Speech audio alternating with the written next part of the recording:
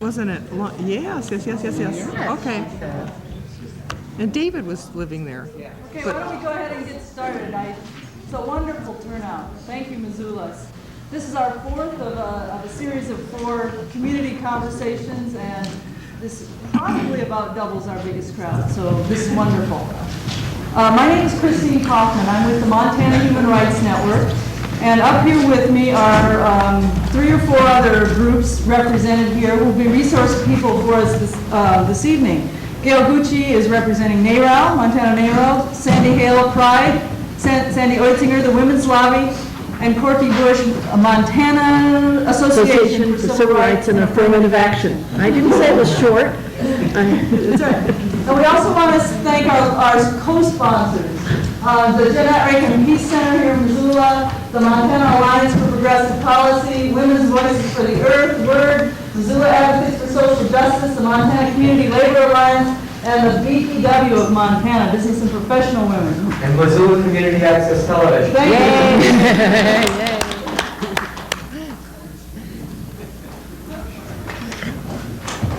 So I want to just talk a little bit about why we're doing this. There are still a couple more chairs if you want to come up front, but it's up to you. You can pull those chairs up back. Some of us here are lobbyists up at the legislature. All of us are with organizations that do lobbying up at the legislature. And partly these meetings grow out of a frustration.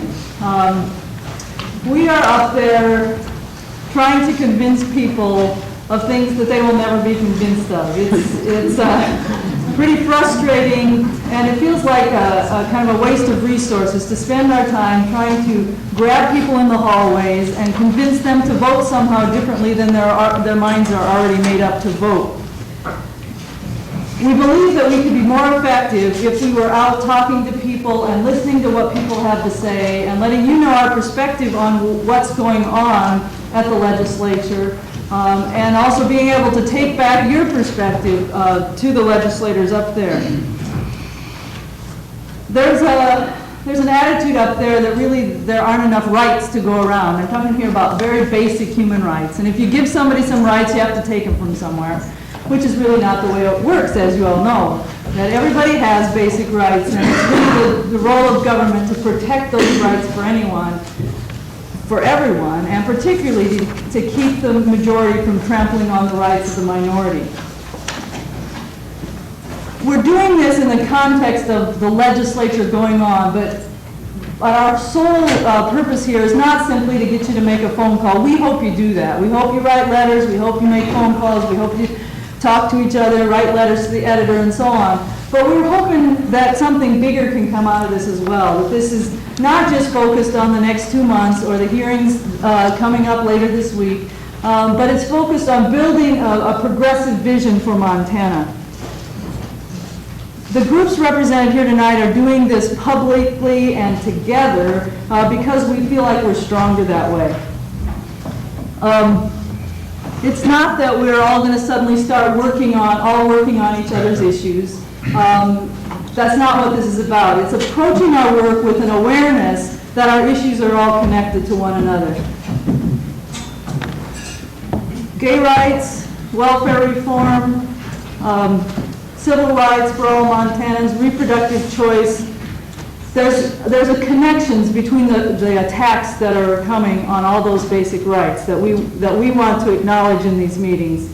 And if we stay focused on our we don't think of them as narrow issues because they're huge. Each one of them is huge.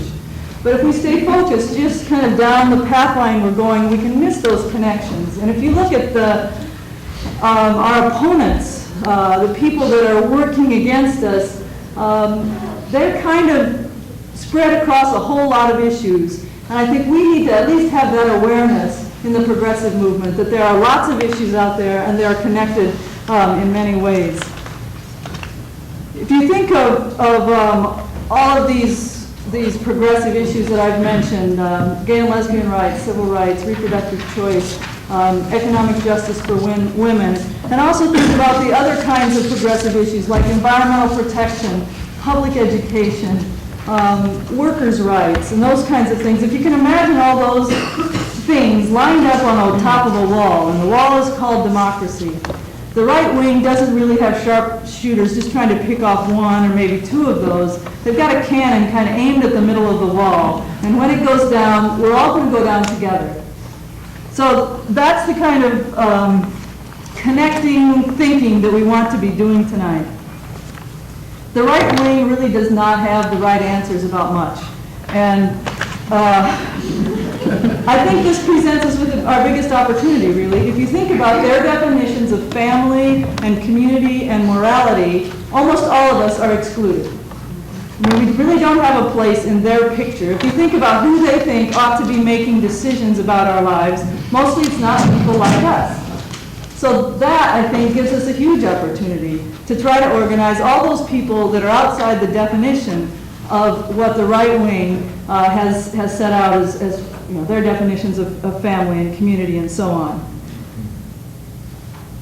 I think the failure of the progressive movement to connect our issues prevents us from building the strong coalitions and alliances that we need. It prevents us from building a compelling and broad vision of the kind of world we want to live in, a world where all people have access to the decisions and the power and the resources to make the decisions that affect their lives. Coalitions need to thrive in a time of crisis, and I think that time is now. And if we stay divided just because we think we don't have time to work on all these issues, or because of our own internalized racism or sexism or homophobia, or just because of our plain ignorance about other progressive issues and what they mean to us, we're not going to survive the crisis. If the progressive movement is going to survive, I think we have to remake democracy. I think democracies all the time are in that process of remaking themselves. And that kind of evolution is fueled by the inspirations of people who want to be included, the struggles of people who want to be included in democracy in a fuller way. I think we need to take back that language of democracy. We are a pro-democracy movement, and we are working against an anti-democratic agenda. I think also if the progressive movement is to survive, we have to reclaim the language of morality. We seem reluctant to talk about our vision of our convictions that underlie our work for social justice.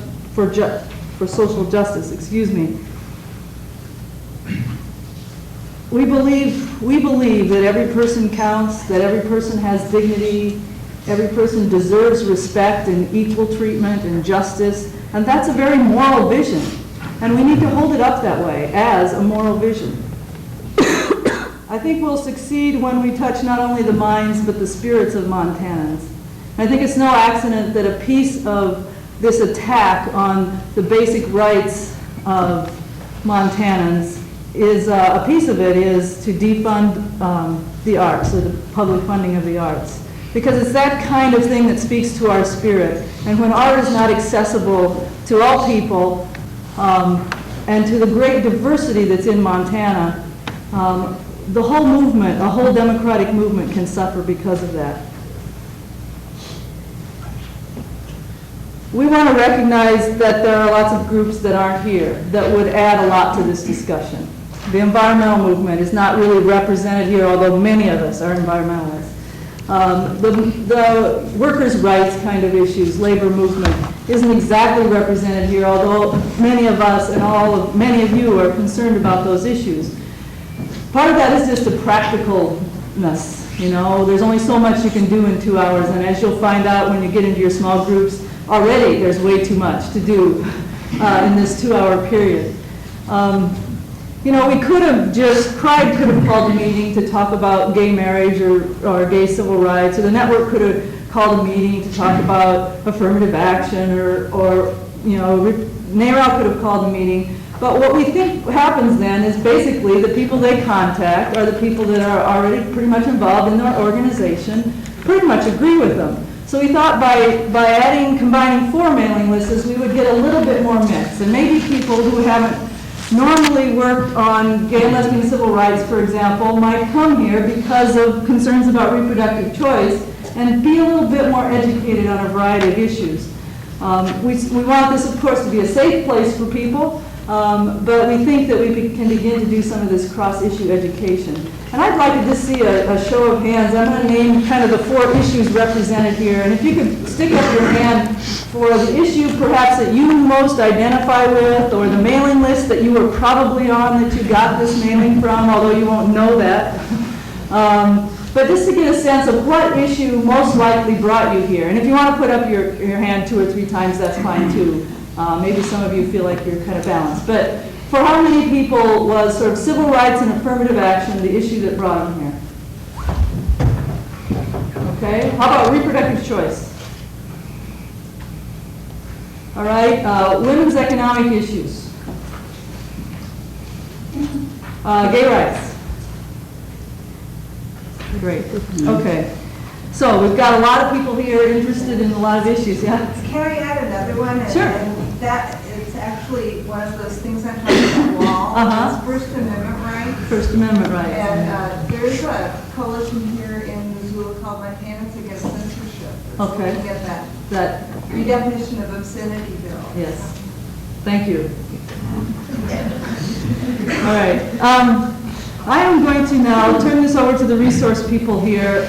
They're supposed to talk for less than 10 minutes, kind of framing the important issues that they want to bring to your attention. And think of this as sort of fueling your discussions in the small groups, which will happen after 40 minutes, or hopefully a little bit less if people can be shorter. So with that, do you want to go first, Gail? Okay. Go ahead and reintroduce yourself and give your little spiel. Okay. Do folks want us to stand? Yes. Okay. That means I have to hold all these papers up. I'm Gail Gucci, and I'm the board president of Montana NARAL. And NARAL is National Abortion and Reproductive Rights Action League. And just as a quickie, it's different than Planned Parenthood or Blue Mountain because we're not a service provider. We don't have a clinic. People don't come to us for any kind of services. People come to us for what we do, which is advocacy and education and lobbying and legislative stuff. So it's a statewide organization. And, you know, with choice, with reproductive rights, I mean, we've seen such a steady decline over the last several years. And this is going to be true of other folks in their civil rights as well. But it's kind of interesting because we've had a pro-choice president. We're now in our 2nd cycle of a pro-choice president, and he's fairly helpless at this. He doesn't have a Congress to back him up, and we have state Congresses that are the same. They're not pro-choice. And so I would just like to give a legislative overview, and that way I know I can keep it to 8 minutes. But this 1997 Montana, boy, it does feel back there. Legislature. Things haven't changed. Yeah, things haven't changed. Is decidedly anti-choice. And we have anti-choice legislators outnumbering pro-choice legislators about 2 to 1, and in both the Senate and the House. And that's the same makeup we had 2 years ago. I don't know how many of you followed it, but 2 years ago we had 3 really ugly bills come out of that legislative session, all of which went to court and all of which have been overturned. But still, it was a devastating setback for reproductive rights. In addition to our legislature, we have a governor who is also anti-choice and who is actually endorsed by the Right to Life. It is unlikely that any bill, any anti-choice bill that should come across his desk would not be signed by him. So we're looking at a really tough session again this time. And so far, there's actually only been one bill introduced, and this is the big bad, ugly House Bill 365, the so-called partial birth abortion bill. And I say so-called, and it's incorrectly named. It's not a medical term, it's not an accepted term, it's political rhetoric being fueled by a political agenda. How can you have part of a baby? It's a good question. So the term we use is late-term abortion, and it's a procedure that they are actually trying to ban. The procedure is what this bill is about. And the procedure is called an intact D&E. And it's performed in this whole country about 600 times in a year. It is rarely used, and is only used in extreme and tragic cases where the life and health of the mother is at risk and or there are severe fetal anomalies. That's it. That's all there is to it. Now, in Montana, as in I think 40 other states, it is already illegal to have an abortion on a viable fetus unless there is a severe health problem for the mother. So there's already law on this. We don't need another law on this. The problem with this bill is that there's no exception for health of the mother, only death of the mother, not health, just death. We think that's a little extreme and too narrow. And so we would not like to see this bill signed into action. In fact, I'm going to throw out that the hearing on this bill is tomorrow at 8 a.m. in Helena. For those of you who'd like to go, we're leaving at 5:30 a.m. And there is room if somebody wanted to come and testify. That'd be great. Talk to me afterwards. We can get you a ride. And or if you're sitting here tonight or during the course of this evening, you would like to write down a little testimony, we can hand in written testimony. So if that occurs to you, please do. A little more about this bill. Besides banning this procedure, it criminalizes this procedure, and it actually has a huge price tag for medical providers, doctors, who are the only folks who can administer this procedure. It's a huge fine, I think $50,000, and is it up to 10 years? Up to 10 years in prison. So it makes abortion a criminal act, and it preys on the tragic situations of women and families who find themselves in this position. And like I said, we're talking 600 in the whole country last year. This is not common procedure. But when a pregnancy goes desperately awry, this is the most often used procedure. It's safe, it's medically approved, it's safer for the woman, and we don't believe that this legislature has any business legislating medical procedures of any sort, not this one or any other one. There's no precedence for this, and they don't have the expertise. I'm not sure, but we were trying to count if there were any doctors in the legislature. I don't think there are, but if there are, there's not many. This is way out of their jurisdiction. This is a decision, extremely private, painful decision to be made by the woman and her healthcare provider. We just think that Montana families and women deserve much better, and they deserve the best, most compassionate health care they can get. And this is often the case with this procedure, that it is the best procedure in this particular instance. There's two other, we can talk about this more and I can take questions, but there's two other bills I want to go over really quickly that have not been introduced but may be introduced. And they're worth noting and they're worth looking for. They don't have numbers because they're not introduced. One is the so-called unborn child abuse bill, and this is a bill that is aimed at women who have addictions to alcohol or drugs. And it is aimed at punishing them for being pregnant and for drinking during that pregnancy or taking drugs. The disturbing part about the bill, there's actually three disturbing parts, I think. It attempts to establish fetal personhood with rights that are the same as the woman.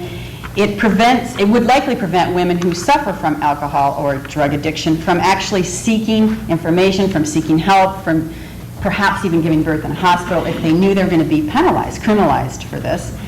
And it sets up a separate set of civil rights for pregnant women, and that is very likely unconstitutional. You can't have a separate set. So that's one. We'll let you know when that one comes up. And the other is a parental rights bill. And this is a very broad sweeping legislation. I don't know if it's passed in other states, but it's certainly been introduced in other states. And it could affect, it's basically, I think, aimed mostly at education, but it gives parents complete sovereignty for the rights of over the rights of their children. So for instance, a child could not get, perhaps take a sex ed class, could not get counseling on birth control or get an abortion, or they couldn't see their counselor for any other number of reasons. Their parents would have first say, and they would have to go through their parents. But it can also extend beyond that. It could extend to like social workers who wouldn't be able to investigate child abuse, and to teachers who might be challenged on every aspect of their curriculum. It's a very broad sweeping bill. And it's a very dangerous kind of bill. We haven't seen these two up yet, but we expect to see them this session. And I think I'll stop with that. Just want to mention, if you're inclined to ask questions, some things may be percolating. Try to save them for your small groups. We will come together at the end if you don't feel like you've gotten your questions resolved in the small groups. I'm Sandy Hale, Executive Director of PRIDE, Montana's statewide civil rights organization for gays, lesbians, and bisexuals. And first, a little bit of history of how we came about.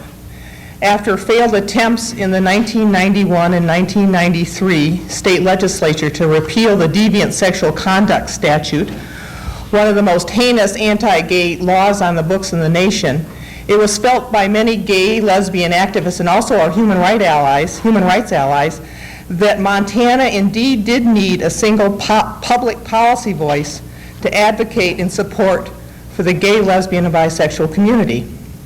So in May of 1993, our first founding board gathered, and a year later, in March of 1994, they hired moi as their first full-time paid staff person. And some of you know the rest of the story. So we've been in existence for almost 4 years, and some of us didn't think we'd last that long, but here we are, stronger and more visible and prouder than ever. However, we still have a long ways to go. And I would like to go into several areas of the gay and lesbian civil rights movement, because it's played out on several fronts. First, it's played out in the public policy arena, and then it's played out in our everyday lives in the communities that we live. And first of all, I'd like to go into the public policy arena in our movement. Back to what I just mentioned, the deviant sexual conduct statute that is on the books in Montana. It represents the cornerstone of discrimination for our community. It is the key element which separates us from the laws that protect the rest of you. It rendered us second-class citizens, and in some ways denied us our personhood. It says that persons of the same sexual activity and sexual behavior between two persons of the same sex is prohibited, and you can be prosecuted under the law and put in jail and fined a lot of money. Well, that was challenged by 3 lesbians and 3 gay men back in December of 1993. They filed a lawsuit saying that this law violates Montana's Constitution of the right of privacy and also our human dignity and equal protection under the law. It went to court, and in February of 1994, Judge Jeffrey Sherlock, in a district court ruling, said, indeed, this law does violate our right to privacy and is now being challenged before the Montana Supreme Court, and we hope that we will get a favorable ruling. This particular law has been the major stumbling block in our seeking civil rights, so that we hope that one day that boulder will be removed.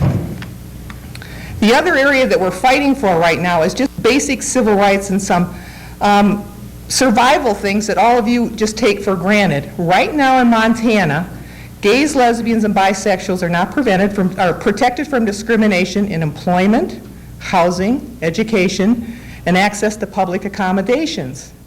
A lot of you don't realize that. You think we're protected. A lot of gays, lesbians, and bisexuals don't realize that.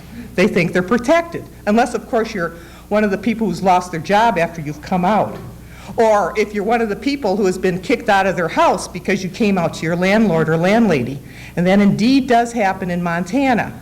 So that is one of the major civil rights maladies that we would like to overcome. As we have become more visible and organized, we have also experienced serious violent backlashes. And this is another area that we are trying to let all of you know about. Each year, many Montana gay, lesbian, and bisexuals are beat up on the streets, intimidated, and harassed. And this is really serious because our lives depend on this and providing safety for all of our community. Violence motivated by hatred is just not a crime against the individual. It's a crime against the entire community.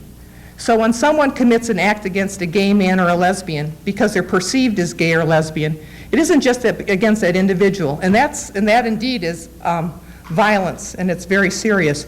But if it's committed against us because we're a lesbian or gay man, it's also done as a statement against our community and the fact that we shouldn't be around. And this is wrong, and all of you should be out there stopping it. Some examples of that in Montana, and some of you know about this. In the fall of 1995, 2 gay men were beat up, ambushed on the campus here on the University of Montana. after being identified by an acquaintance of somebody in the assailants group that they were gay men. The assailants rushed out of the bushes and beat them up, and they were taken to the emergency room. At our own Gay Pride in June of 1995, groups of gay men and lesbians were hooted and harassed and actually assaulted as they were returning to their cars. Also here in Missoula, in the fall of 1995, flyers were distributed in several downtown businesses asking for the death of homosexuals and the death to those who support them. And attached to this flyer was a picture of two men lynched to death. Now the seriousness of this is this instills absolute fear and terror into the entire gay and lesbian bisexual community. We are not welcome, we don't feel welcome, and unless you speak up against this, we'll never feel welcome and safe in our streets. And we need some laws to kind of accentuate that situation. The serious kind of also application of this is what happens in our public schools. Our youth right now who are thinking about or exploring their own sexual orientation, who have been perceived as gay and lesbian in the public schools, or who know they are gay and lesbian, are often being intimidated, hazed, and sometimes just harassed right out of school. They drop out. This is wrong. And they have right now no place to go for support, no safe zones, no good places to get accurate information about their human sexuality, and we also need to provide that kind of support for our young people. The last big area, hot button I'd like to talk about is gays and lesbians wanting to get married. This is probably an issue that we didn't even want to bring before the nation as a civil rights.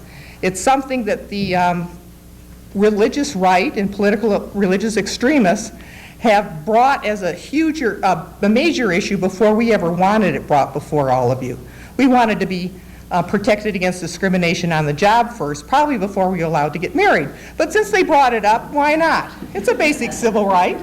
Why shouldn't I be allowed to marry the person I love?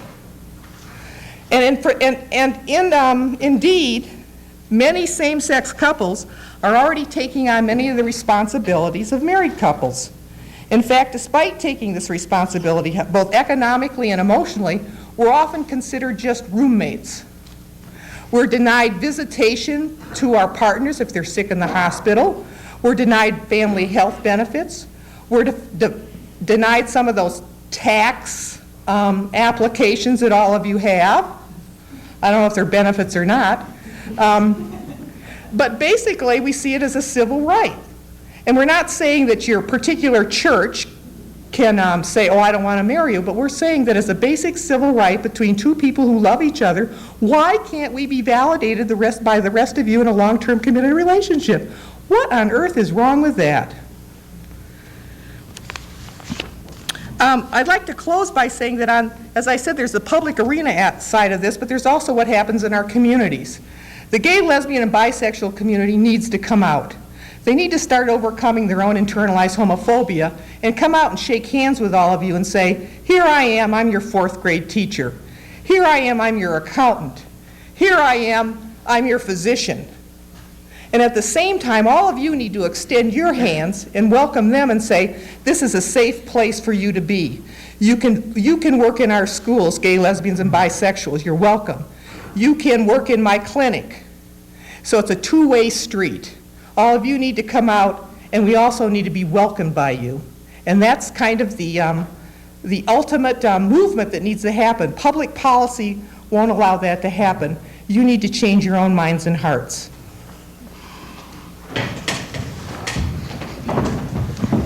Hi, I'm Sandy Oitzinger. I'm with the Montana Women's Lobby, and I'm going to visit with you tonight about women's economic justice, and more specifically about punitive welfare reform. And I wanted to recognize Raquel Castellanos in the audience, who is with Working for Economic Equality and Liberation, which is an elegant name, and she's going to help me out if I get into any difficulty up here.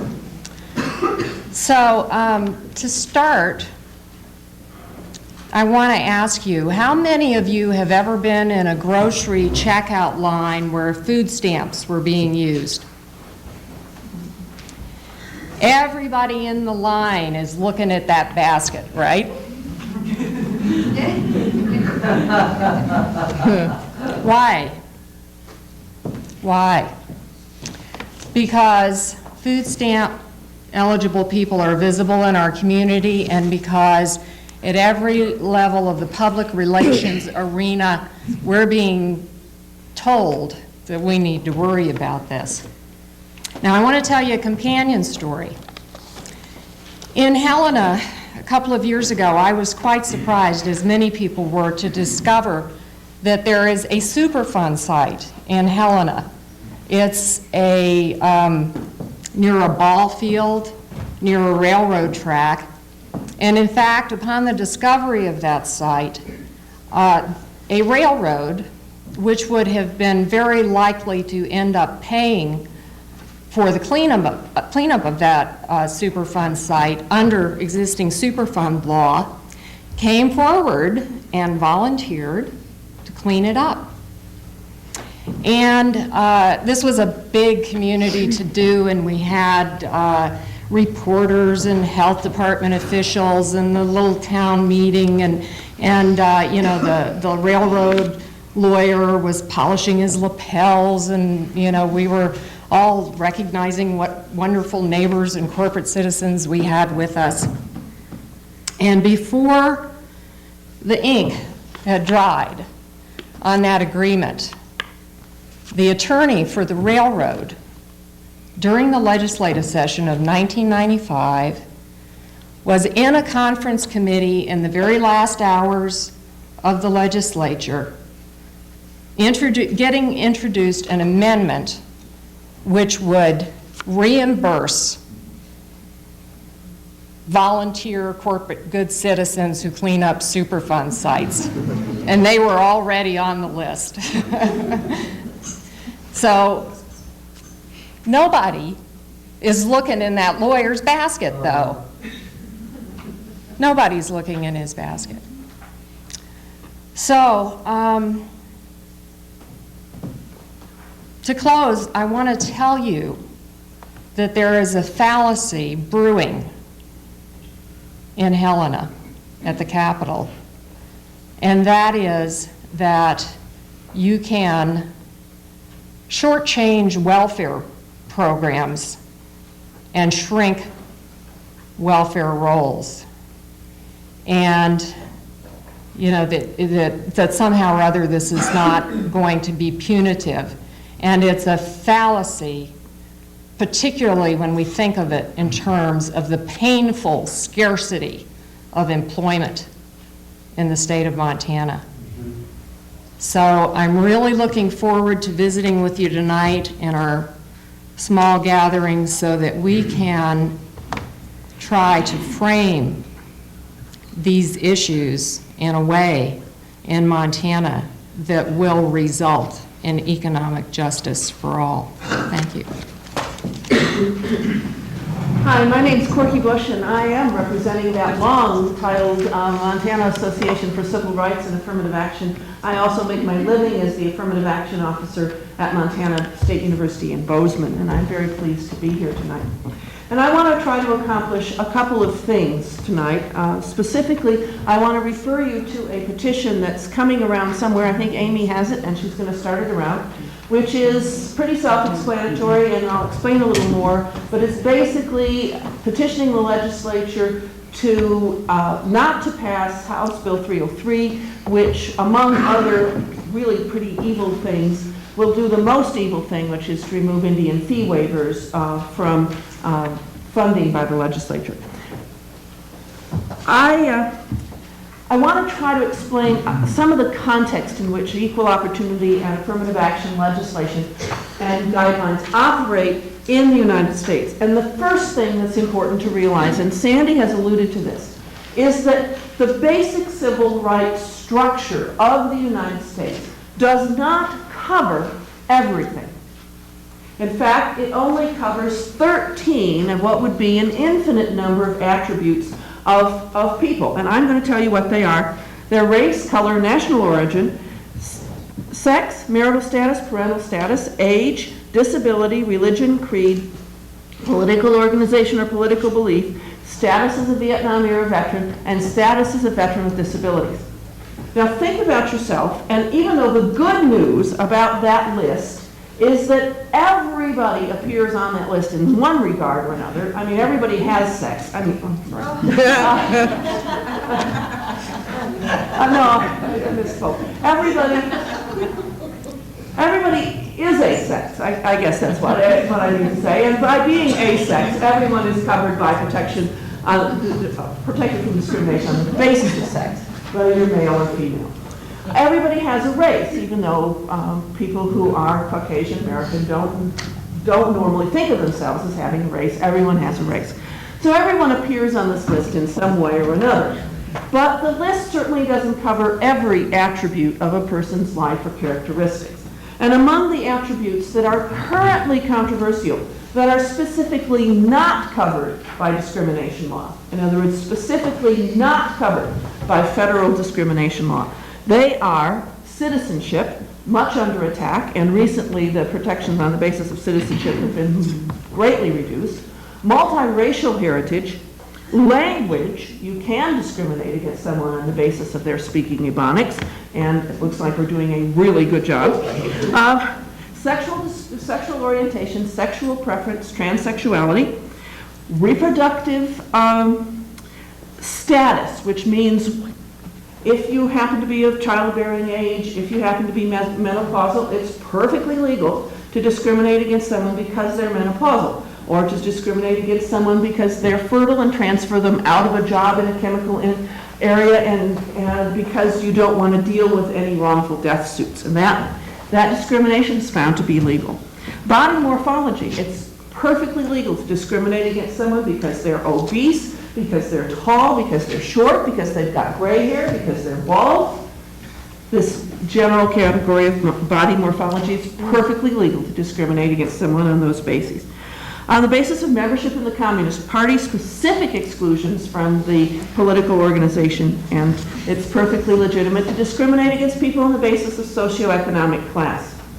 So the first thing to remember is that not every characteristic upon which people are discriminated are protected from that discrimination. And that we, in fact, have a long way to go in our society to look at the patterns and practices of discrimination and construct legal bars and prohibitions to that. Okay, so that's the first thing to know. Not everything is currently protected from discrimination. The second thing to know is that affirmative action takes only the tiniest slice of those protections from discrimination. And affirmative action specifically protects minorities, women, persons with disabilities, Vietnam era veterans, and veterans with disabilities. Only those 5 groups have what are called affirmative action protections, or must have, federal contractors must guarantee that they don't discriminate on those particular bases. Third myth about affirmative action, everyone would have you believe that affirmative action covers everybody, and it's a terrible burden that every employer must support, must endure. The fact is that only federal contractors are required to meet affirmative action requirements. In Montana, I'm going to say this slowly, only federal contractors are required to implement and meet affirmative action guidelines and requirements. This is a very small percentage of Montana employers to begin with, a small percentage of Missoula area employers. It covers federal contractors, large industries that do business with the federal government, colleges and universities, banks, you can understand, construction companies that have federal contracts. That's pretty much it in Montana. That's the narrow slice of affirmative action eligible or affirmative action requirements in Montana. There is no state-based affirmative action.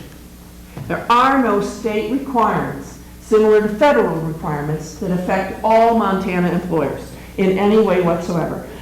California, which is the state that had the most articulated state-based affirmative action programs, did have state-based affirmative action, and even then, those only applied to state contracts. In other words, colleges, universities, community colleges, businesses doing business with the state government. So affirmative action is in many ways constructed as a mythological target. This is something that you're supposed to attack because you're supposed to believe that the heavy hand of affirmative action is applied upon everyone. In fact, it's a very small number of employers. So having said that, I want to talk to you about the larger context of affirmative action. And any of you know me may know that I really don't like cliches and common analogies. So I am going to use one nonetheless, because the first thing, I used to hate this level playing field analogy that you hear all the time, and I really rejected it. But I've been doing a lot of thinking about it, and I think we need to think more strategically about that particular analogy.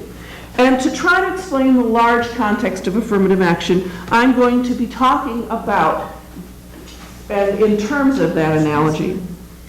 And what I want you to do is I want you to imagine that you have just bought some property in the Bitterroot, in the forested areas of the Bitterroot. Unfortunately, when you saw the advertisement that the realtors put in the paper for this large piece of property, it was a wonderful sounding ad. You know, beautiful place, lovely trees, well landscape, lovely stream running through it, everything else. You just thought it was wonderful. And you even looked at some aerial photos of the property, and you were convinced that you wanted to buy this. And your purpose is not to build another humongous house in the Bitterroot up on the mountains, but to level the land and put in a playing field for the American economy game. You're decided that the NBA can go, hey, you want to play the American economy game on your property. Well, finally snow melt comes in September or October, and so you finally get on your property. You get on your property and you start walking it out, and guess what? You tumble into a pit. And you look around, and there are all kinds of pits and ditches and depressions on this property that are, some are big and some are narrow, some are deep and some are shallow, but the whole property is covered over with pits. And there are mounds everywhere. There are mounds, pits and mounds, and you're going, my heavens, how am I going to play the American economy game on this playing field? And so you complain to the real estate agent who says, well, it's perfectly beautiful, perfectly beautiful. This property has actually been, 350 years in the making, and we think it's absolutely lovely property, and you're really, really fortunate to own it. So you say, oh, well, okay, and the real estate agent goes away, and you decide, well, it's still not a level enough playing field to play the American economy game on. So I'm going to call in some contractors and see what they can do for me.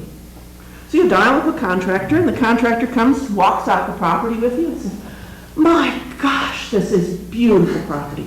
What nice level property, what beautiful vistas. This is terrific property. The only problem I see with this property is the problem of that nasty erosion, wind and water. I can see it's dribbling some of the land from the mounds into the pits. And so to help you, I'm going to construct a giant tent over your property, and we're going to put flashing lights on it and say, home of the American economy game, levelest playing field in the world, y'all come. And this will be great property because we'll prevent the erosion that's sort of creating a little problem in the bottom of these pits. Well, you take one look at this contractor and you think, this person is really kind of out there. I don't understand. So you say you'll call him, not to call you, and you call the second contractor. Second contractor comes on your property and says, you have kind of a pit problem here. And you say, oh, thank heaven somebody realizes there's a problem with the pits on this property. You say, oh, gee, please do something about it. What do you think you can do? And he says, well, you know, I think this problem's going to take care of itself. We'll just make sure we stop digging pits. Right? If we stop digging the pits, then eventually erosion, you can see little pockets of deposition here. Eventually, if we stop digging pits, the erosion, the wind, and the water will fill in these pits, and you'll be able to play the American economy game on a wonderfully level playing field. You think, okay, well, that's certainly better than building a tent, but maybe it's not going to accomplish the purpose. I kind of wanted to play the American economy game in the lifetime of my great-grandchildren. And at the given rates of deposition and erosion in the Bitterroot Valley, it's probably going to take another 350 years. So you dismiss that contractor and you call somebody else. The third contractor comes on the property and says, you have a little bit of a pit problem here, don't you? You think, yeah. And he says, I've got just the thing. I got some Army surplus soup ladles.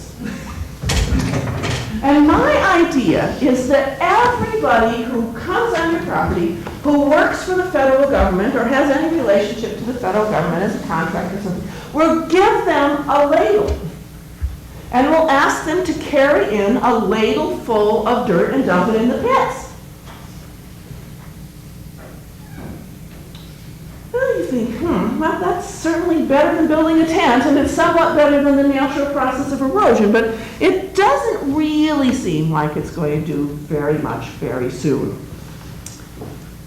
So there you're left with trying to figure out what to do with your property so that you can level the playing field for the American economy game. My analogy tells you the three major philosophical orientations to the 350-year history of discrimination and inequality that has characterized this country. One, the first contractor, is to say, looks level to me. You can't see it's level, I can see it's level, looks level to me. Any problems you might have are clearly created by nature and the meritocracy, so don't worry. The second view, which is the non-discrimination view, is the dominant way this problem is approached in the whole country, which is to just stop doing something bad. Stop discriminating and wait for the natural processes of education and the economy to fill in the pits. The third approach is the soup ladle approach, to, in very narrow, limited instances, ask people to do a little filling in of the pits. That's the affirmative action approach. It seems to me that all of these still raise the question, how do we level the playing field of the American economy? What is it that the state of Montana and the United States should be doing to level off this playing field? Now, clearly, the first thing you need to do is oppose the constitutional amendment 299, which would prohibit, it would ban Montana from implementing any state-based affirmative action. Since we don't currently have state-based affirmative action, this seems to me that you can call this the condom amendment. It's a prophylactic to prevent us from ever giving preferences if we would ever have this idea to do. And you know, we're going to send a message, I don't know whom, a message to the future that, you know, even though Montana has steadfastly resisted handing out any soup ladles till now, we're going to continue to resist handing out soup ladles. So I would hope you'll defeat that. You'll move to defeat that. And 303, which to my mind has gone through the Montana Code and has identified any place the word American Indian, Native American, or minority, or women, or sex, or minority has appeared and has deleted and struck it, which is what's going to take out Indian fee waivers if we left it. But while you do that, I want you to think about this larger question, which is what does a state, what is our responsibility as individuals to eliminate the negative, pernicious, and lasting effects of discrimination in our society? Thank you.